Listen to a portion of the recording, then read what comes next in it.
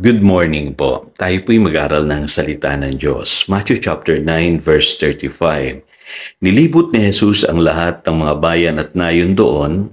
Nagtuturo siya sa kanilang mga sinagoga at ipinapangaral ang magandang balita tungkol sa paghahari ng Diyos. Pinagaling din niya ang lahat ng mga taong may sakit at karamdaman.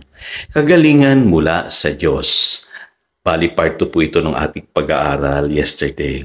Ako po'y naniniwala na ang healing po ay kasama sa atonement. Kasama po yan sa ginawang pagtubo sa atin ng Panginoong Hesus. Malinaw po yan doon sa Matthew chapter 8, verses 16 to 17. Ang sabi diyan, this was to fulfill what was spoken through the prophet Isaiah. He took up our infirmities and carried our diseases. At maging ang ating Panginoong Hesus, nung naririto po siya sa lupa, kasama yan sa kanyang ministeryo. Yun po yung binasa natin teksto kanina sa Matthew chapter 9 verse 35. At sa Acts chapter 10 verse 38, dito pinatunayan na ito po ang ginawa ng Panginoong Hesus nung naririto po siya sa lupa upang patunayan na ang Diyos ay sumasa kanya. Ang sabi po rito, how God anointed Jesus of Nazareth with the Holy Spirit and power, and He went around doing good and healing all who were under the power of the devil because God was with him. Kaya malinaw po. Kaya po lumaganap ang ministeryo ng Panginoong Hesus dahil po sa paggawa po niya ng mga himala at sa pagpapagaling niya sa mga taong may sakit. Yan ang nagpatunay na siya'y sinasamahan ng Diyos. Kaya sa churches po natin ngayon, dapat makita po yan upang maranasan ng maraming tao na ang Diyos ay sumasa atin. Mababasa po natin yan sa James chapter 5 verses 14 hanggang 15. Sabi diyan, is any one of you sick? He should call the elders of the church to pray over him and anoint him with oil in the name of the Lord. And the prayer offered in faith will make the sick person well. If he has sinned, he will be forgiven. So, itong mga early Christians, sinunod po nila yung sinasabi sa Mark chapter 16 verses 17 and 18. Pinapractice po nila yung pagpapagaling sa mga may sakit. At ang sabi po dyan, malinaw na ginagawa po nila ito sa pamamagitan po ng pananalangin may pananampalataya in the name of our Lord Jesus Christ. Ngayon, sasabihin ng iba, Pastor, moderno na tayo ngayon. Parang hindi na yata nangyayari sa panahon natin ngayon yan. Well, kapatid, magugulat ka kung sasabihin ko sa iyo na nangyayari pa rin yan. Hindi lang natin napapansin. Unang-una po, kadalasan nakikita akong healing po ay hindi instantaneous. Sasabihin ng iba, Pastor, dun sa ginawang himala ng Panginoon, instant kadalasan yung mga healing. Well, walang limitasyon, kapatid, sa pagkilos ng Diyos. Pwedeng instant yan.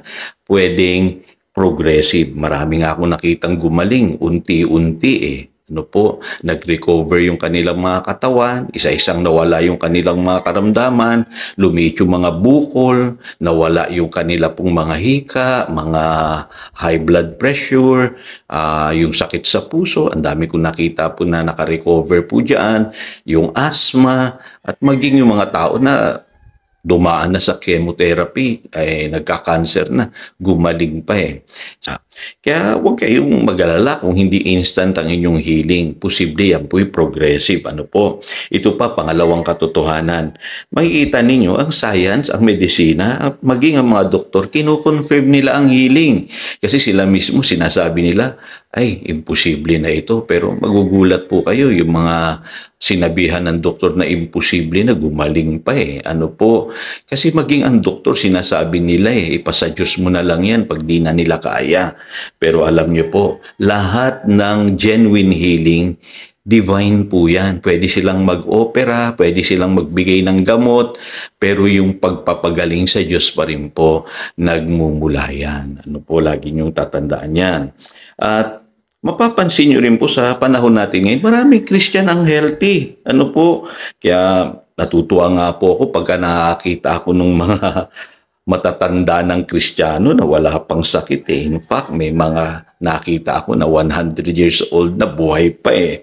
Ano po, mga Christian na malalim yung kanilang pananampalataya, mga ngaral na nabuhay ng mahaba. Kaya posible po talaga ang healing. At kadalasan hindi lang obvious kaya wag po kayo matakot mag-pray for healing. So ano yung common na denominator? Mapapansin nyo, dapat sa church po gawin natin talaga yung pagpi-pray over sa mga may sakit, yung pagpapalaya sa mga masasamang espiritu, kasi yan po ang paraan na itinuro po ng Biblia. Kaya wag natin kalilimutan gawin yan kahit parang sa tingin natin old-fashioned na. Pwede tayong mag-pray para sa isa't isa, mga believers. Pangalawa, papansin nyo, all healing comes by faith. Napakahalaga po ng pananampalataya. Ang pananampalataya po kumikilos po yan. Lahat ay posible sa taong nananalig. At tayong mga believers, dapat po responsable rin po tayo sa pag-iingat sa ating kalusugan.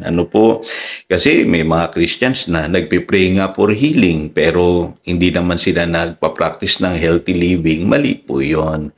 Kailangan po good stewards po tayo ng ating kalusugan. Kaya lagi niyong tatandaan, our body is the temple of the Holy Spirit. Gusto ng Diyos na makita na tayo mismo po ay pinangangalagaan natin yung ating katawan.